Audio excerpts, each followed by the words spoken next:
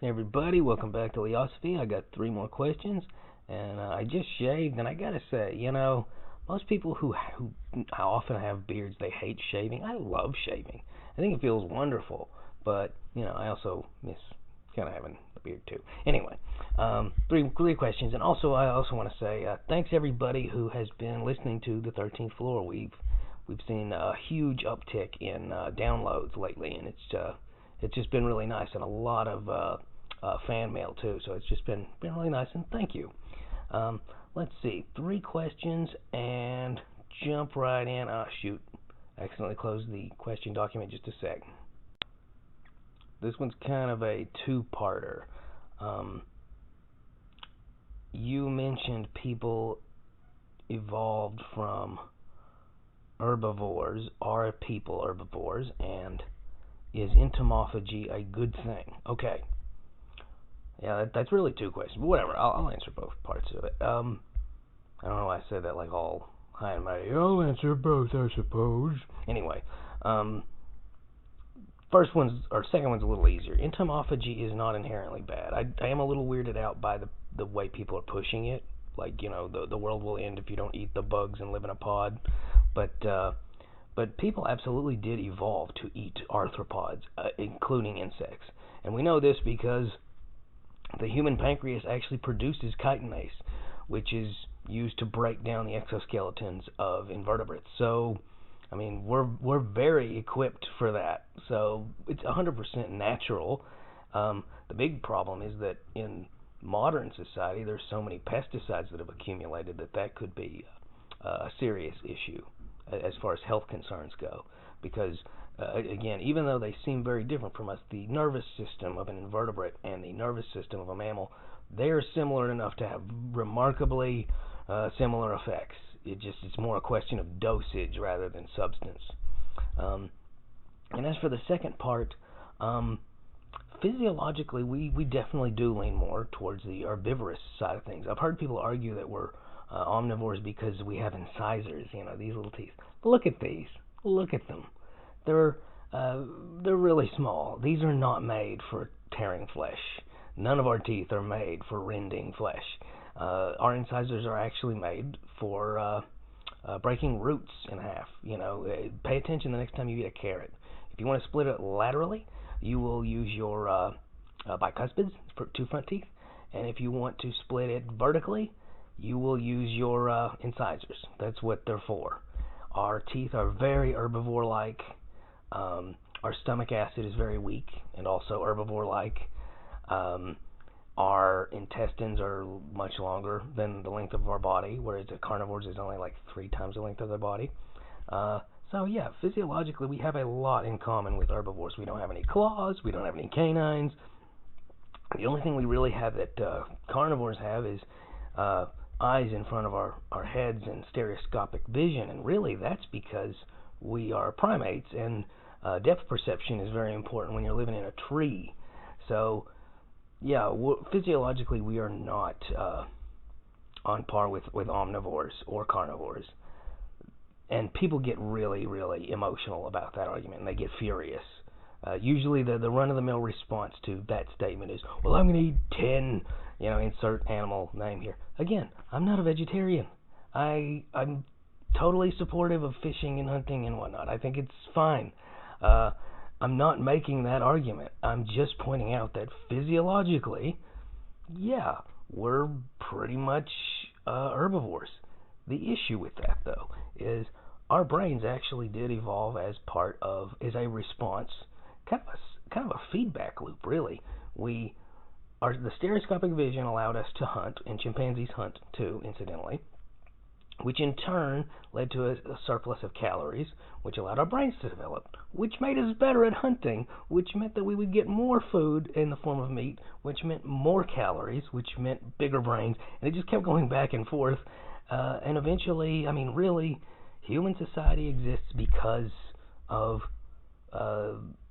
we decided to transition to meat. But physiologically, again, I think that in our society today, we do eat too much meat, in the West at least.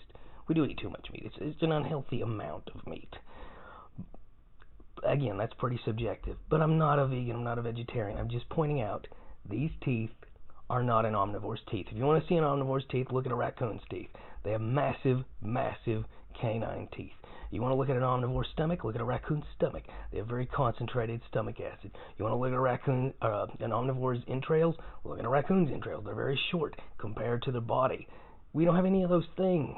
We don't have any of those things. In fact, a human that was carnivorous would be a monster, an absolute monster. Imagine a human being with claws and big teeth and massive bulging eyes that glimmer in the dark because they have a tapetum lucidum, like a cow or a wolf or a spider. Uh, Pointed ears, better at triangulating positions. It would be a flippin' werewolf man or something. It would be something out of a horror movie. We don't have that physiology because we're just not developed in that sense. The template upon which a human is based is like an herbivorous primate.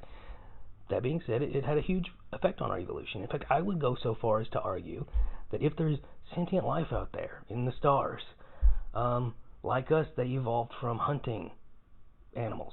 In fact, they're probably exclusive carnivores. Because if you look at the smart animals on the earth, most of them are carnivores. Most of them are pack predators. Because you've got to organize hunting teams and actually outsmart your prey. Whereas prey animals, I think I did a video where I talked about that at one point. Prey animals, they live on their food. They literally live on top of their food. They don't have to think very much about things. So the idea of sentient space cow people, very unlikely. Sentient space wolf people is a lot more likely, and that's a little scary when you think about it. Okay, wow, 7 minutes on a two-parter. Next question, hang on, let me draw it up.